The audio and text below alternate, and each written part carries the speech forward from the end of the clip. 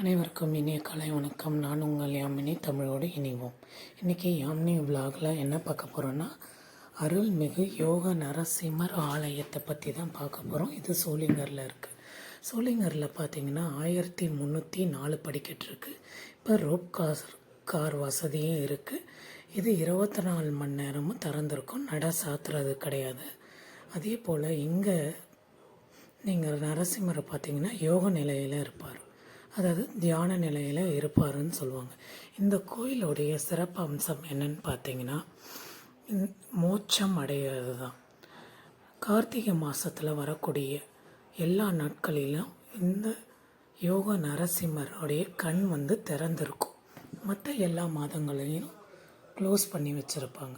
அப்படி இருக்கும்போது அவர் கண் திறந்து இருக்கக்கூடிய அந்த மாதத்தில் ஏதாவது ஒரு நாளில் 24 மணி நேரமும் நம்ம போய் அந்த கோவிலில் இருந்து தியானம் செஞ்சால் கண்டிப்பாக மோட்சம் அடைவோம் அப்படின்றதான் இந்த தலத்தோடைய முக்கியமான அம்சமாகும். அது மட்டும் இல்லாமல் இங்கே குரங்குங்க நிறைய இருக்குது. கையில் எதையுமே வாங்கி கொண்டுட்டு போகாதீங்க. கொண்டுட்டு போனீங்கன்னா பேக்கில் எதனா வச்சு ரொம்ப சேஃப்டியாக போங்க, இல்லை கையில் கொச்சு கொண்டுட்டு போங்க.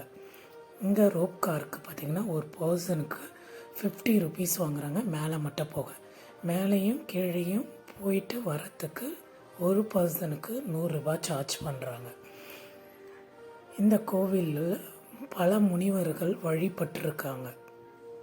முனிவர்களுக்கு வேண்டுகோளுக்கு என்னங்க, இந்த மலையில் யோக நரசிம்மராக அவர் காட்சி கொடுக்குறாரு.